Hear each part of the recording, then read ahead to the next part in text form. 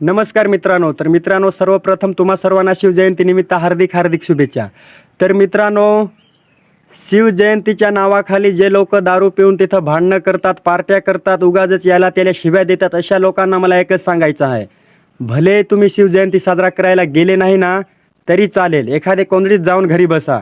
उगाचच आपल्या शिवाजी महाराजांचा अपमान करू नका. तिथं जाऊन कुत्र्यावानी जाता, तिथं दारू पिता, उगाचच यावर त्यावर तोंड टाकता, भांडणं करता. हे सोपतंय का आपल्याला? काहीतरी बुवा आम्ही शिवजयंती साजरा करायला जातो. अरे कशाला जाता तुम्ही? शिवाजी महाराजांचा तुम्ही नीट इतिहास बघा, नीट ऐका, नीट वाचा, नंतर त्या जागेवर जा.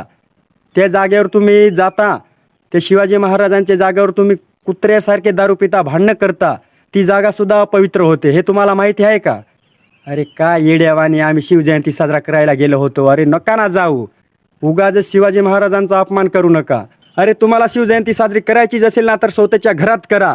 शिवाजी महाराजांचे विचार तुमच्या हृदयात ठेवा, आपल्या डोसक्यात ठेवा आणि तसं वागण्याचा प्रयत्न करा. तुमची शिवजयंती इथंच साजरी झालं असं मी तर म्हणेन. तो बापाचा बाप वाघ शिवबा जन्म